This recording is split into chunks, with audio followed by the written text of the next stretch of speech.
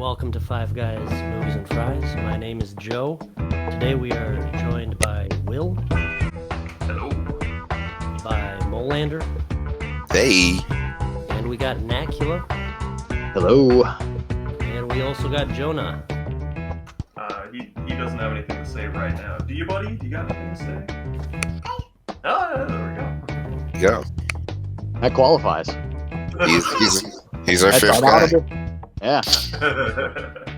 Well, I hope you boys are ready for your close-ups, because today we're talking about Sunset Boulevard. Sunset Jonah, Boulevard. you're the new guy. You're supposed to bring fries. Sunset He's running Boulevard. away. That's what he's doing. He's running away. I didn't know he was running. Crawling, but yeah, good point. Anyways, Sunset Boulevard is a 1950 American black comedy film noir. Although some people would say it's not a true film noir because it has elements of comedy in it. But it does have a lot of the characteristics of a film noir. Like, it's a story about murder, intrigue, there's narration, it's filmed in black and white. Norma Desmond is a femme fatale in a way. But anyway, it's directed by Billy Wilder. It is written by Billy Wilder and Charles Brackett, and it is named after a major street that runs through Hollywood, the center of the American film industry. The film stars William Holden as Joe Gillis, struggling screenwriter. Gloria Swanson plays Norma Desmond, a former silent film star.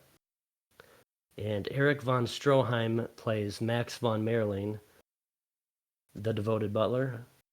Also, Nancy Olson plays Becky Schaefer, and director Cecil B. DeMille plays himself. If you guys didn't know, this movie was in the first group of 25 movies that were selected for preservation in the National Film Registry as being culturally, historically, or aesthetically significant. Nice. You've all seen the movie, but a very quick recap is that Sunset Boulevard starts with a dead body floating in a pool, and it's narrated by a dead man who tells you his story. A few months ago, he was a down-on-his-luck screenwriter who just happens to be fleeing from repo men trying to grab his car because he's so poor. He happens to pull into a driveway, which happens to be owned by former silent film star Norma Desmond, and he is drawn in her demented world of fantasy that she will someday return to the silver screen. And obviously, by the end of the movie, he dies. So as you guys probably know, I love this movie. I think it's the quintessential Hollywood movie.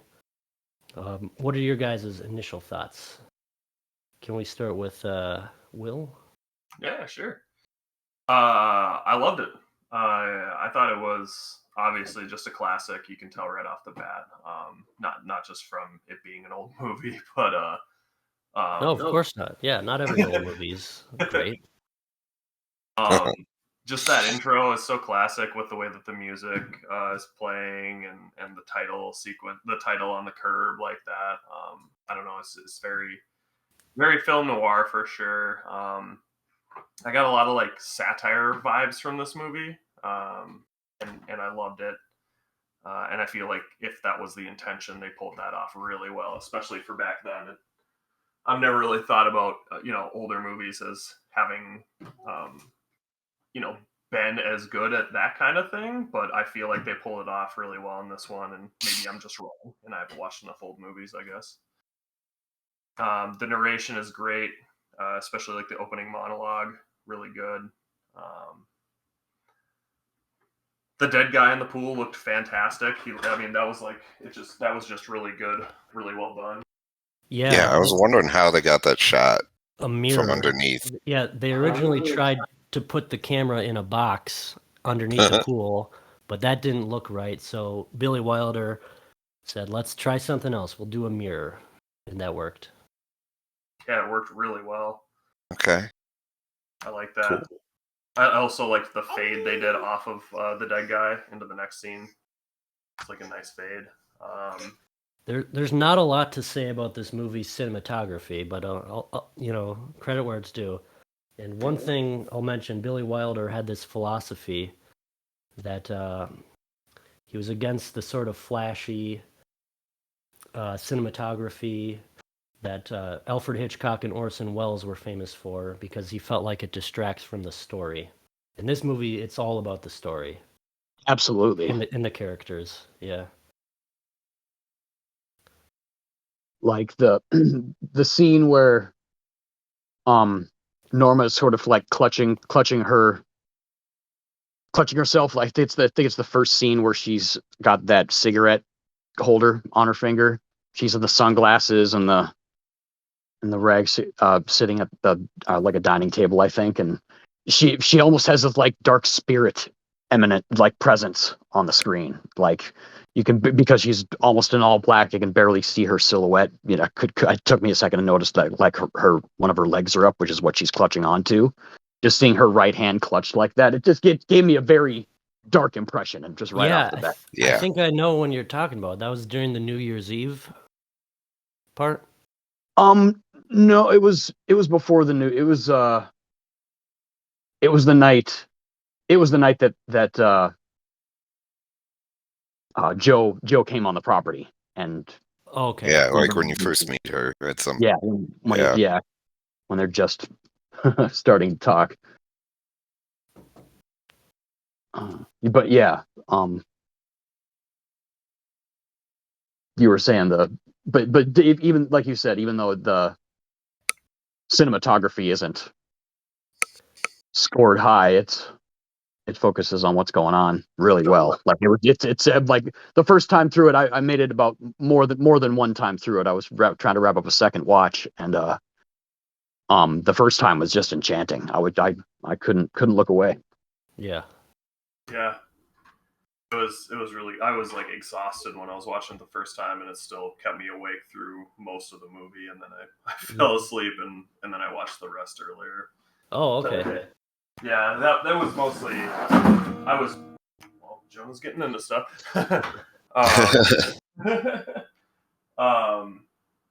Yeah, no, I thought it was really well done, and it definitely kept me interested the whole time, just wanting to see where the mystery goes, and the dialogue is so fantastic, and the actors are great. I mean, Norma is just intoxicating almost, I'd say, just this older, past her prime film star who's very strange, very eccentric.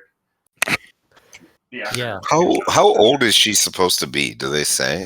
She's in her 50s. She was about 52 at the time the movie was made. So like that's not that old. I guess at the time that was Yeah, there's nothing tragic about being 50 unless you're trying to be 25. right. Yeah, that was such a great scene. I'm pretty sure I wrote that down. Right. Yeah. And you mean the character Norma, not specifically Gloria Swanson. The actress. No. yeah, right? Yes. I think they tried to make her look older and William Holden look younger a little bit too. She was born In 1899. 1899. So yeah, she was 51 when this came out. Yeah. So 40 something, 50 when she was filming it. Yeah. This movie is 72 years old. Yeah. So and it's still very old. Extremely watchable in my opinion. Yeah. But surely everyone involved in the making of this movie has passed away. I'm sure. Yeah. Well, I mean, like we watched what year did Rope come out? We watched Rope. 1949. Everyone was dead when we watched Rope. Yeah. Night of the Hunter, Dolly or the little girl was still alive. Oh right, yeah. Jeez. But I meant to frame that as a question. There's one scene where Betty Schaefer says, William Holden asks her, "How old are you?" And she says 22. And I had never checked, but I thought, why do the movies always do this thing where the girl's like 27 and she says she's like 22? But I checked, and she was actually 22 when she said that line. The actress was? Correct. Okay. So she would be 94 today. And guess what? She's still with us. Oh, Nancy Olsen. I raised my that's drink, neat. yeah, to Nancy Olsen, yeah. Good job being alive. But think about how cool that would be to like interview her at 94 years old. That would be cool. She worked with Gloria Swanson.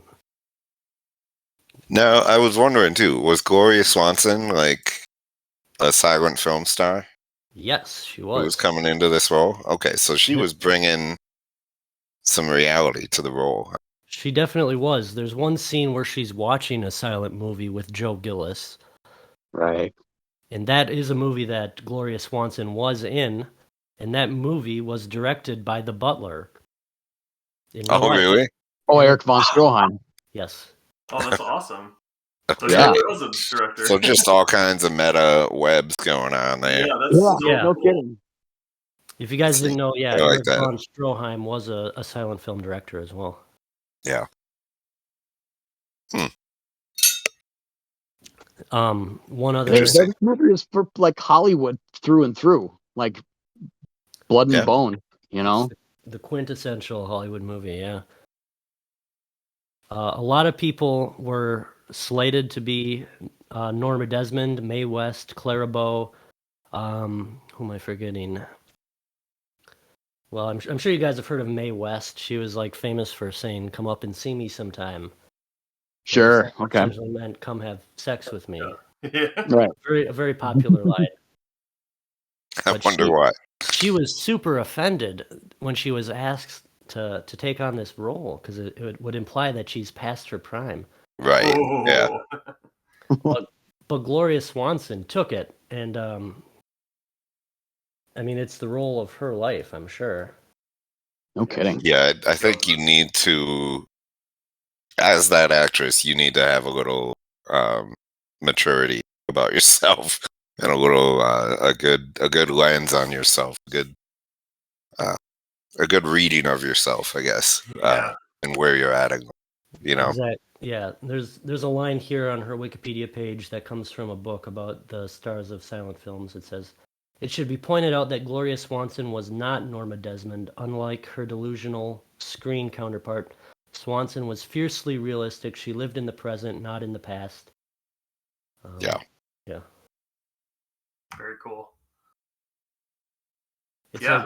like none of us would know any of her silent movies, but this one No. holds up supremely. Yeah, this is a great movie.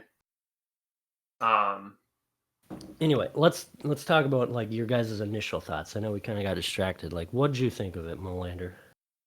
I thought it was okay. I definitely, I'm not as big a fan of like the older movies, but I think there's some gems out there, and this is one of them. I enjoyed this movie. The Joe was a fucking idiot, though. I did not. I did not agree with most of his choices throughout the movie. Yeah. Joe H, you mean? Yeah. Joe Gillis, the character Joe, not Joe, the person on our podcast. Oh, okay. Yeah, no, he just kept doing shit.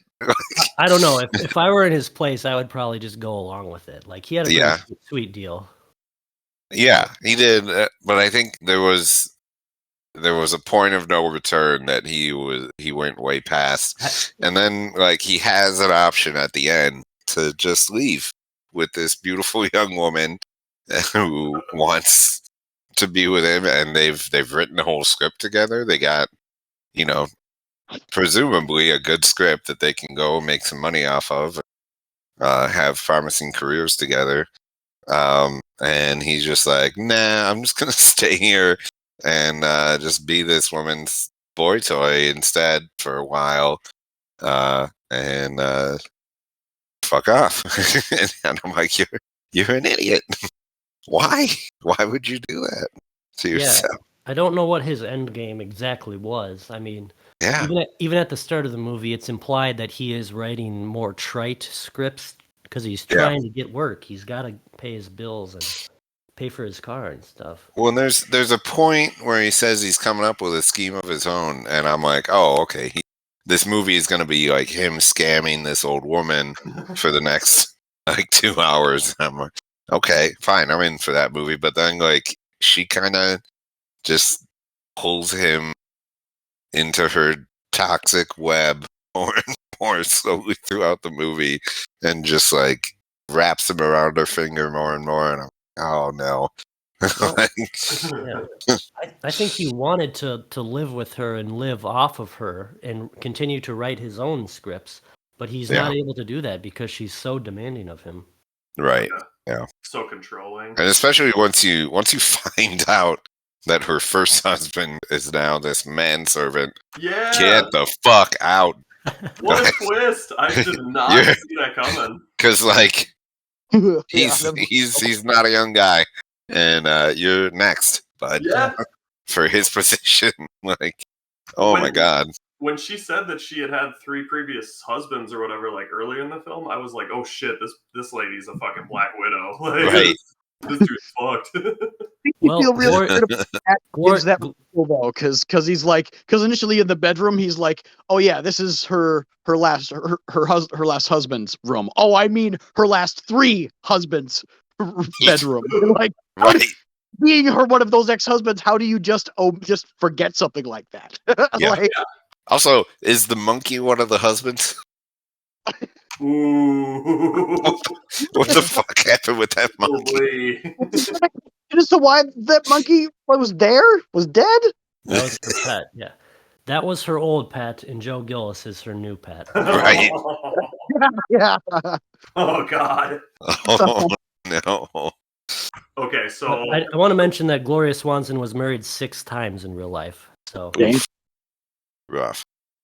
So when we watch, I don't know what the word is for a baby monkey, but whatever that is, monkey in the future, then we can know where that came from. Much like with lamb, how I was so interested in who fucked the sheep originally. Did she fuck that monkey? Gotta know now. I need to know. Nacula, what do you think about Sunset Boulevard? Yeah, well, I really like I think it was mentioned earlier. I really did enjoy the opening credits, just like the shot on the curb, the font of the text and the credits. Like, I just enjoyed that. The music was wonderful. Like Joe really isn't necessarily a likable guy right off the bat. I mean, he's got, charm and comebacks, and he's sort of that, what I could think of as that sort of 1950s kind of easygoing guy, but not necessarily. He's almost half intent on doing what he plans to do, but again, like, a plan is just a list of things that don't happen with him, apparently. So, like, I do end up Joe does definitely end up growing on me when he's like pretty much flirting with Betty at Artie's party. Oh my God, yeah. But like that, those scenes are like enchanting as fuck. I'll tell you right. Adorable. Yeah. Like, there's just so many scenes where everything's just keeping me drawn in and listening to just understanding the presence of film right there. And then, oh God, noticing a lot of the scenes of Norma and her reflection. She'd like all the shots of her in a mirror.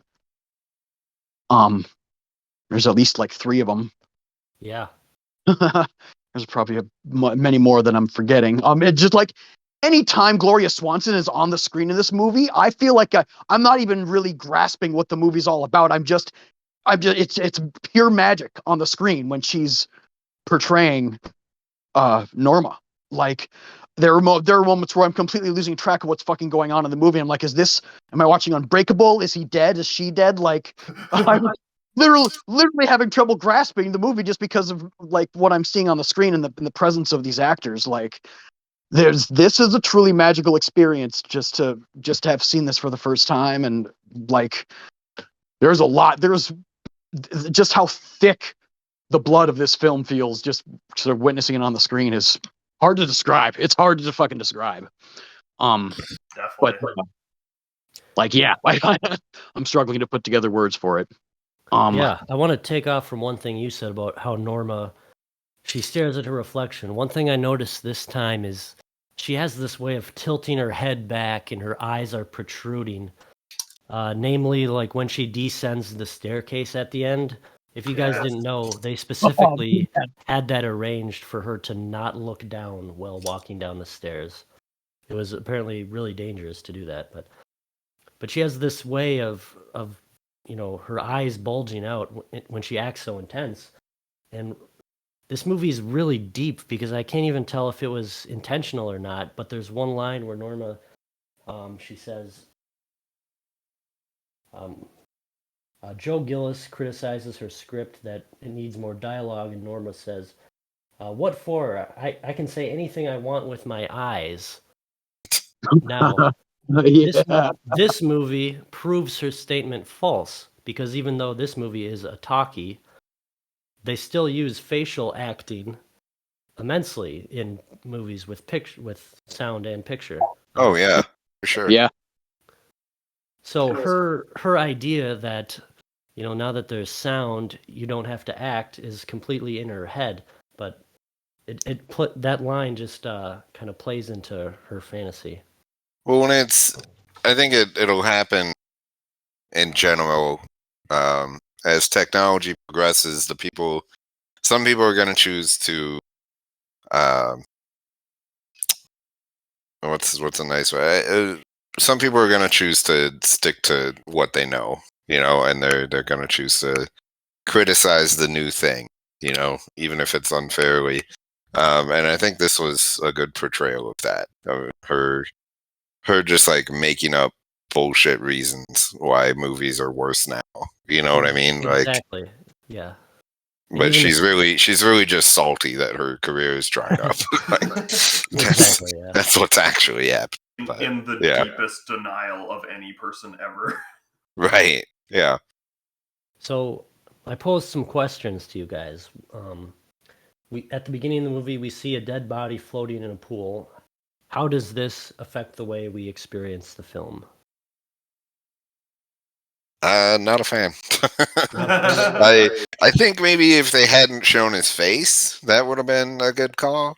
Because I mean, it tells you right away, like, oh, this main character is gonna die, just so you know, and he's gonna end up in the pool, just floating face down. Okay, here, try to care about what he does now. Like, oh. Yeah, I wasn't sure if it was him. Like I kind of was like, yeah, I think that's him, but also I was like, like maybe it's not. But like it definitely, I don't know. I don't much care for it when movies do that. Yeah. Kind of like what Molander's saying, because it just, I don't know, it just negatively affects like the mystery to me. I'd rather just not even know that was going to happen. But yeah. I mean, it didn't hurt the movie really for me anyways. It was more about the acting and the dialogue for me in this one. Yeah, it really didn't bother me at all. It almost kind of half of what you just said, Will, is that it just initially wanted to give me the thought on who is this guy narrating right off the bat, and but other than that, like it's it's definitely preparing me for, oh shit, this can't be good.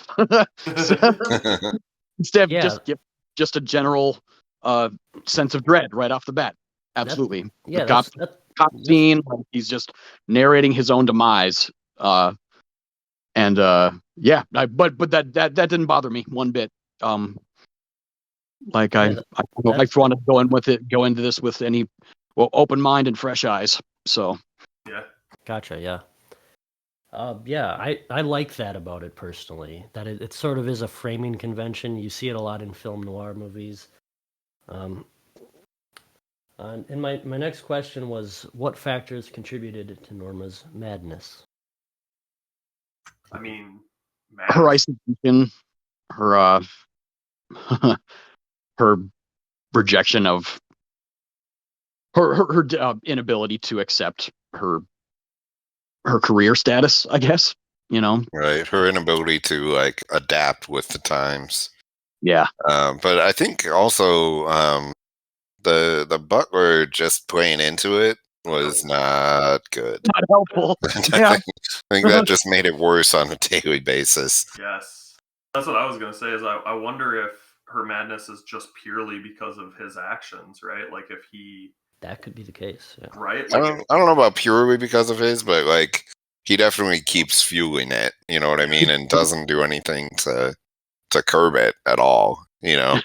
like there So was probably a certain point where if he had been the guy who was like, look, like, sorry, it's over, you're done, like, just deal with it, you've got millions of dollars, you'll be fine, like, just move on, then maybe yeah. she would have been okay. But instead he just, like you said, just kept feeding it, and she just would get crazier and crazier over time as she got further away from reality and from other people. And that's the thing too, if you're stuck up in a big house like that all lonely and just like basically black widowing your husbands, essentially, like you're gonna go pretty crazy over time, you know. Yeah. He's kind of living the butler's dream life right there, just like not having shit to do with a washed up fucking actress who your ex-wife, like ex-wife washed up actress who you're completely manipulating, and you can just chill out and play the organ like Yeah, maybe like he secretly loves his role. why Well, he add any has more to, to his right? schedule when he just has such an easy ass life right now? He's got such like control over her, even though she like bosses him around, quote unquote. Like he's the one who's in control in that situation. I'm sure he goes and gets all the food and sets up everything in the mansion and all that shit.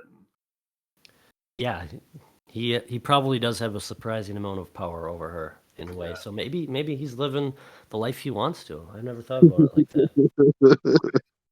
Probably goes and buys. I mean, what did Jim or Joe said? He was like, "There's caviar whenever you want it, and like champagne on ice or whatever." Like, I'm sure Max is enjoying some of that too behind the scenes. Yeah, I'm sure. But, Well, and he's probably, I mean, he's the first one that was in the role that Joe is coming into now, where he's just kind of around, and maybe it started off as, oh, I'm just going to mooch off this woman for a while, but it turned into, no, this will just be my life. Like, that's fine. And he's just fine with it. I don't know. At what point would have you guys tapped out if you were Joe Gillis? What have you left? Mm, it's hard to say. I think if once I found out who the butler was, that he was the first husband, I'd be like, I don't want to be you, buddy. Bye. Like, I mean, I mean, me myself, if it'd be when I was starting to get a real feeling for writing with Betty, like the even though like I was kind of thrown off by him saying like trying to compliment her by saying she smells like fresh laundry and new car. Like that's exactly what's pretty much what he told you for like freshly cleaned linens and new automobile. Those are the verbatim what he says she smells like. Oh, really? Like I just want to point out, I love that Nancy Olson or Betty Schaefer is like the opposite of Norma, because she finds out that her nose isn't right for acting, so she's flexible. She changes her nose. She finds out her acting isn't any good, so she changes. She wants to be involved in the movie process, unlike Norma Desmond, who can't take no for an answer. Yeah. I just love that she's like the antithesis of Norma's character. right. absolutely. Well, she's young and has a promising life ahead of her, Fucking Yeah. imagine just reading scripts for for a living. Yeah. Honestly, it sounds like such an amazing job. Yeah. Do you guys have any favorite scenes in the movie? Oh, big time. Yeah. I wrote down a couple quotes specifically. I was going to ask you your favorite lions next. Oh, okay. I'll tell you, my favorite scene is descending the staircase, and then when she says, "I'm ready Yeah. for my close-up," and then the camera fades away before she gets close to the camera, denying her the last thing she says. And she's I think that's creepily, the best ending. Yeah, Yeah. she's like stalking towards the camera all creepily. I know. It's great. I really liked. Let's see. Somebody else take it. I'll think of one.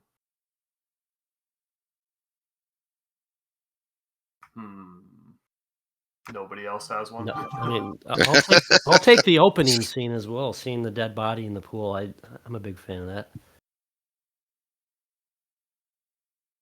Sure. Yeah, I don't know if I had like a favorite scene or anything. I don't know. The whole movie was good-ish. I don't know. All right, guys. What about favorite lines? Any favorite quotes? Okay, I got a bunch. Yeah. You turned down Gone with the Wind? No, that was me. Yeah. Said, who'd want to watch a Civil War picture? I thought that was good. Later on, just for comedy relief, the real guy arrived with a baby coffin. When the fucking guy arrived with a coffin for the monkey. Because like by that point you've just almost forgotten about the monkey thing, Yeah, and then it reminds you. and that's why it's almost like this That's is a like callback. dude, it's gold. This is like a fucking Yeah. satire for sure. Like there's so much shit like that where it's like he's just meta commenting on what's happening in the movie. You know what I mean? In like such a fucking meta way that it just feels so satirical. It's awesome. Yeah, it doesn't make any sense that he's narrating because he's dead. But if you just allow the movie that, then it makes sense that he's giving this dry, sarcastic narration because he's a writer himself. He would have that impulse to show off his flair. Yes, Sure. his wit and his prose and all. Yeah, that. and some people would say that some of the jokes are kind of bad, and that kind of plays into the fact that he's supposed to be a hack writer. Yeah, absolutely. I totally could see that. Yeah, They're just lowbrow. Yeah, they just sort of make me chuckle how bad they are. yeah. I love it. Yeah, it fits the movie really well too. I really like the one where he sees the living room for the first time and he says, "Intimate, isn't it?" Yeah. When he gets up into his own little room above the garage or whatever, and he says the whole place seemed to have been stricken with a kind of creeping paralysis, out of beat with the rest of the world, crumbling apart in slow motion. Fuck, dude, that's just goddamn good writing. That's just like really good. Yeah, it is. Yeah. I love that. And still more Norma Desmond. So there's, I don't know if it's my favorite scene, but there's the scene where they all go to the Paramount studio while Cecil B. DeMille is shooting a film, and it's when it almost feels like it made me feel like there was I should have been looking for a moment like it earlier in the movie, but the fucking Norma's sitting in the director's chair, the microphone brushes by her head decoration, and then what's his name, Hog Eyes, like, hey, Norma Desmond, like, let's shine a light on you, and like the crowd just surrounds her. She just feels this. Yes. She's just recognized by everybody, and I feel like, am I wrong in thinking that they were entirely living in Norma's head? Like that scene actually isn't happening IRL. It's just imagination. I think it happens. I think that she has name recognition. She just doesn't have realistic expectations. I don't know. I feel like that scene was like a satirical thing because like it just got me torn. It's got me so torn. Just the way he just moves the spotlight over, and then everybody's like, "Oh shit, it's Norma!" Like, nah, that's Right. Yeah. that's like comedy shit for sure. Like that's fucking hilarious. I disagree. You know, she was playing, a huge silent film star.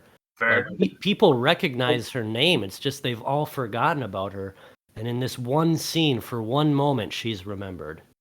Well, they know who she is, but they have no use for her in the industry anymore as an active participant. That would have lasted a minute, and they would have dispersed, and that would have been it. Exactly. I can see that. Yeah, I guess it serves both purposes because even if it is like legit, it also is fucking hilarious. Yeah. The spotlight was on her for 30 seconds.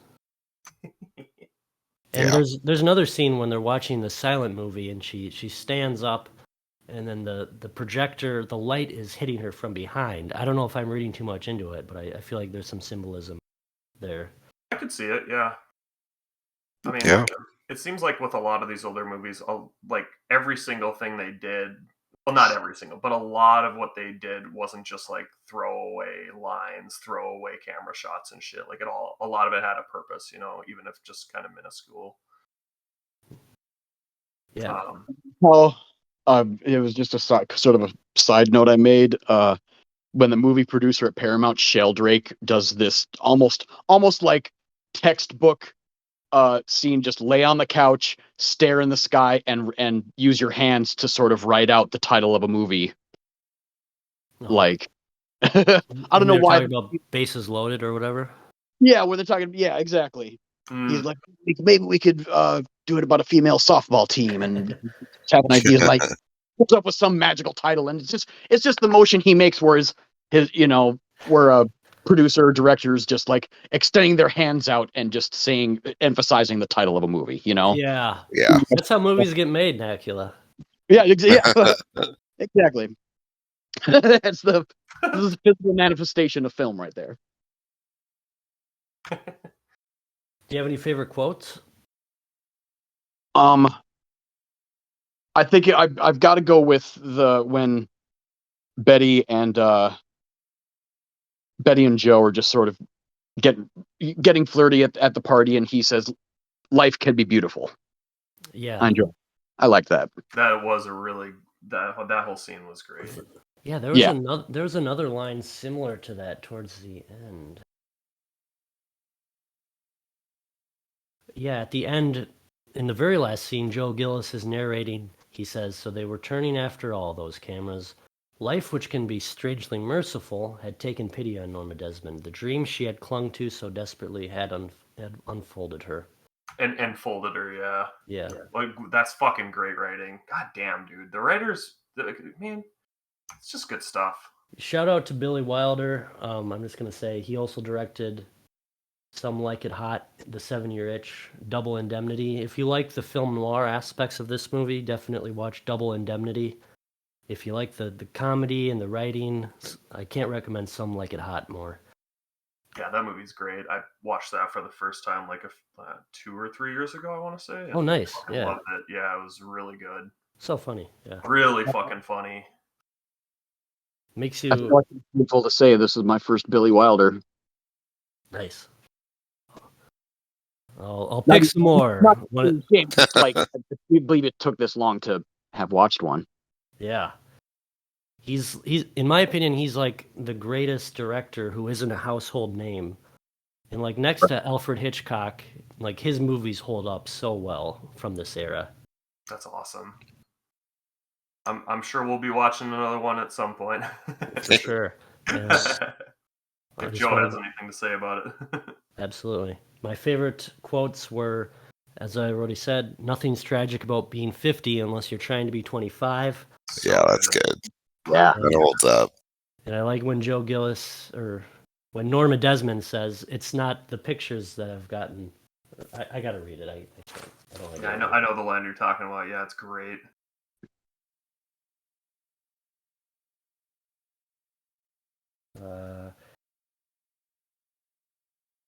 Dead air. So I am big. It's Cut the that, cut that, cut pictures that it's. I am big. It's the pictures that got small. Yeah. Oh yeah, right. Oh, good. Yeah. She's so Great actress. All right, are we ready to get into our reviews? Oh, I was gonna say I got one more quote. Go right ahead. Yeah. That's the trouble with you readers. You know all the plots. It's just good stuff, dude. So why don't you go first, Will? Yeah, I really like this movie a lot. There isn't really a lot that I would change. It was a pretty good runtime. Acting was obviously fantastic. The dialogue and the writing in general was great. Like I said earlier, I really would have just preferred to not know that he was dead from the start. That would just have preserved the mystery a bit more.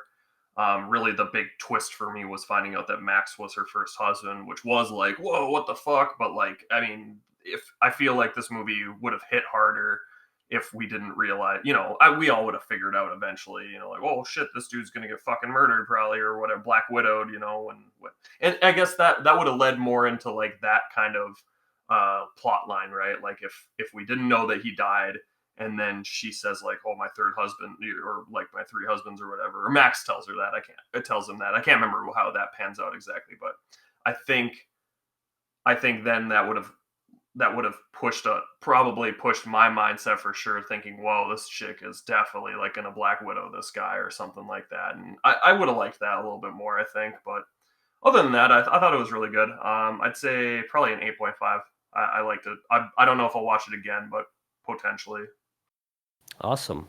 What about you, Molander? I don't know. Like I said, I thought it was good for its time. I'm not a big fan of the time period myself, but yeah, I think it's good for its time. Gotcha. Yeah. There's definitely some good humor in it, and it's an interesting plot, and I kind of felt the same way about the new Dune movie when it came out. Like, I was like, this feels really basic, but it's because like so many other things that I do love are like coming after it. You know what I mean? Are derived from it. So I gotta respect it at least a little. So for this movie, I would I'd say like a 6.5, 7 out of 10. Okay. Yeah. What do you think, Nakula? Yo, so one thing I want to mention before I just actually give my rating is that it's funny hearing if if somebody had a problem with the fact that Joe's death is revealed right away, if because that from anybody ready to watch Andor, because all those characters are dead, right? Yeah. Fair. Yeah, That's ready to watch Andor. There's a bunch of characters. I mean, Molander, I you don't- were just singing the praises of Andor. weren't you? I do sing the praises of Andor. I think the show's fucking. Okay, gotcha. Continue, Nakula.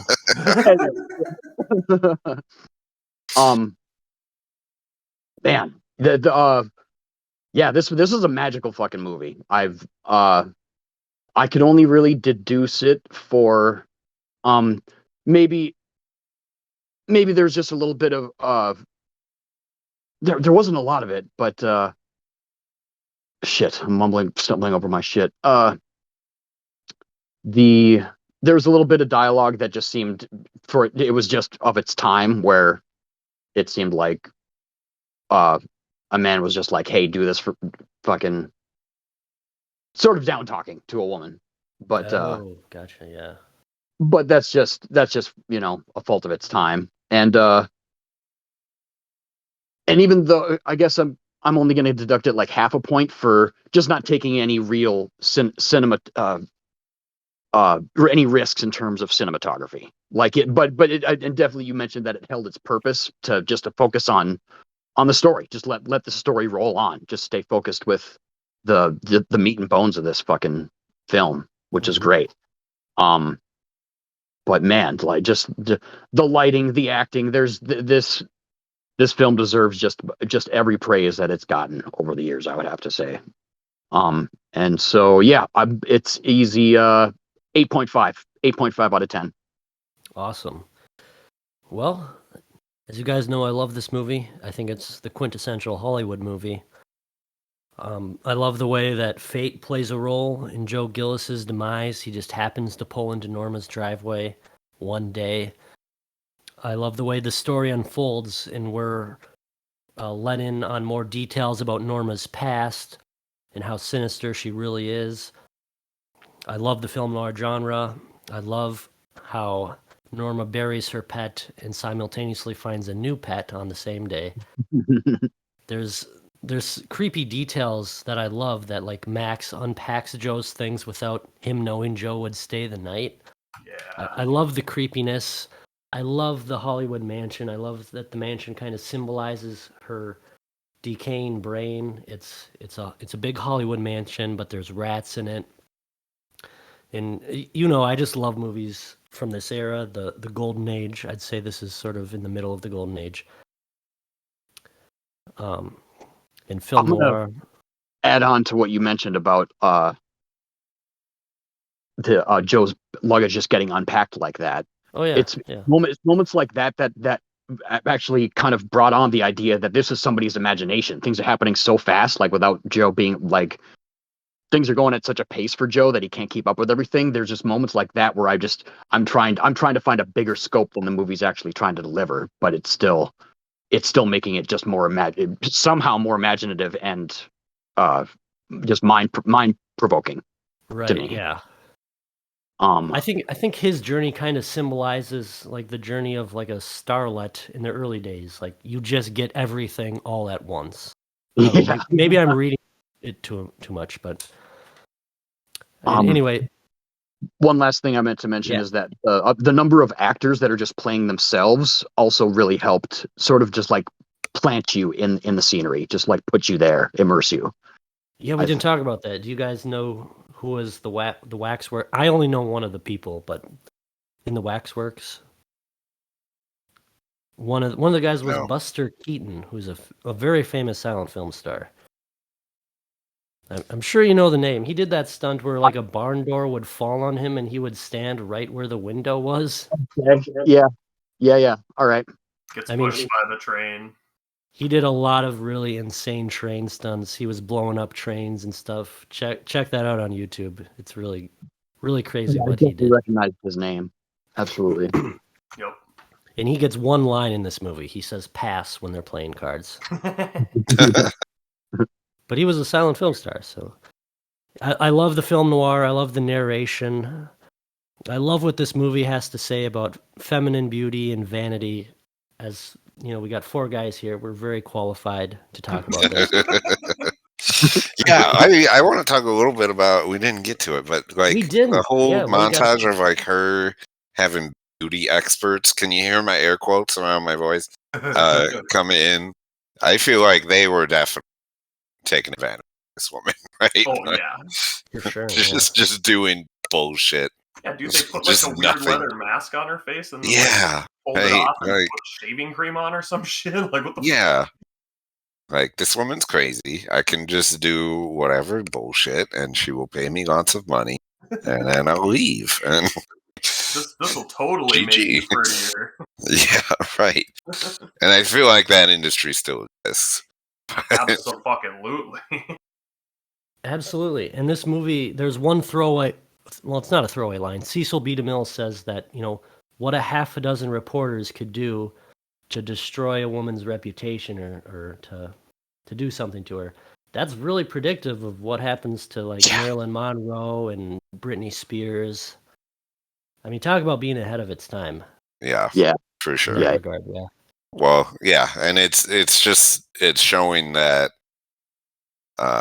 he is not kind, and it's showing the power of the media that's never really been used for good as much as it's used for evil throughout the generations. So yeah, Norma Desmond is a product of the Hollywood environment. Like that was the biggest, one of the biggest takeaways I have from this movie is just knowing that Hollywood has an abysmal appetite and will chew anybody up and spit them out without a thought. That's how I felt. I just got to read. There's one really good quote. A lot of, if you guys didn't know, Billy Wilder didn't tell the studio he was making this movie because of how controversial it would have been. He told them he was making a movie called A Can of Beans, and he only sent them like pages, a few scripts at a time. When this movie premiered, it was widely acclaimed, but a lot of people had issues for it. There was one, Louis B. Mayer, who you may know is half of Metro-Goldwyn-Mayer, MGM Studios. Sure, yep. At a party, he says that Billy Wilder should be tarred and feathered and run out of Hollywood. Holy shit. Oh my God. He also suggested Billy Wilder, who is Jewish, should be sent back to Germany. Jesus. Ooh. In 1950. In 1950, yeah. Jesus. Are you trying to tell me that people have been racist pieces of shit this long? Like, get out of here. Oh my God. Why? Why did it piss people off? That's rough. That's really cringy. Critical. One good quote here. Maya Murray, an actress, I have no idea who she is, a contemporary of Swanson, was offended by the film and commented, "None of us floozies was that nuts." Okay. You need to find us more quotes where they call each other like floozies and shit. Old-timey swears are like the fucking best. You goddamn ne'er-do-well. That's all we got for the negative ones. Barbara Stanwyck, who was in Double Indemnity, the other great Billy Wilder film noir, was overcome and knelt at the hem of Gloria Swanson's skirt. That's Yeah. so strange. That's what I would do. Yeah, I also love what this movie has to say about artistry. Joe Gillis, obviously he's hungry, he needs to pay for things, and he sells out, and it leads to his demise. And Yeah. Gloria Swanson, it's her role of a lifetime. Yeah. And she gets carted off to jail for seeing it. Yeah. Right after her close-up. So Yeah. what are we going to watch next? Who is next? I believe I'm next. Sweet. Right? So, okay. So I've had 3 movies kicking around in my head for like the last couple weeks because I want to talk about the trend of requels that has been happening the last few years. Like reboots that are also sequels, right? So I got 3 movies that I'd love to talk about that trend, right? And we'll pick one of them, obviously. I have The Matrix Resurrections, Halloween 2018, and Scream 2022 are like the movies that are competing in my head. And I think I'm gonna lean in the direction of I don't know. It's hard. I heard an S in there. Are you picking, or do you want us to pick? What's going on here? It's a toughie. Well, let me ask this: how caught up on those franchises are people in this group?